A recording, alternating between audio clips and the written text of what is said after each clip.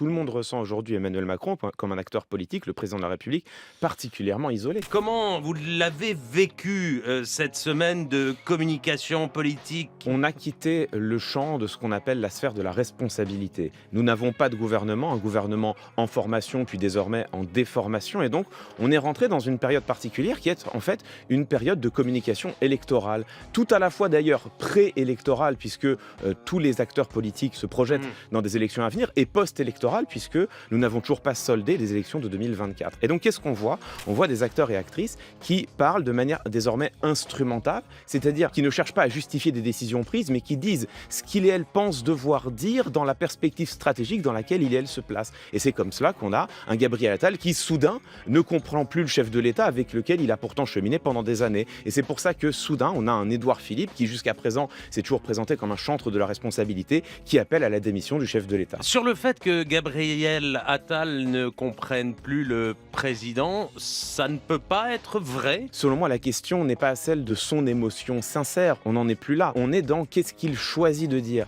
Et en l'espèce, il me semble qu'il y a quand même une instrumentalisation réelle de cette parole. Il cherche à se distancier le plus possible du chef de l'État, évidemment, dans la perspective de sa propre candidature. Et puis tout de même, dans la même interview où il dit ne pas comprendre le chef de l'État, il se présente comme un homme de dialogue, d'ouverture, qui a ouvert grand les bras et qui depuis un an plaide pour partager le pouvoir. C'est le même qui envoyait balader, mais alors d'un revers de la main, la possibilité d'un gouvernement NFP en juillet et août 2024. Il faut un peu de cohérence à un moment aussi. Une image qu'on a pu voir, celle d'Emmanuel Macron marchant seul sur les quais de Seine alors que la crise politique se déchaîne. Que dit l'image selon vous? Elle est étonnante, cette mise en scène, en effet, parce qu'elle redouble précisément ce que tout le monde ressent. Tout le monde ressent aujourd'hui Emmanuel Macron comme un acteur politique, le président de la République, particulièrement isolé. On s'est beaucoup moqué d'Éric Ciotti, qui se claquemurait dans son bureau, assailli de toutes parts par les Républicains quand il s'était emparé de la présidence de son parti. Emmanuel Macron est aujourd'hui dans la même situation. Il est lâché par ses plus proches collaborateurs. Il a reconduit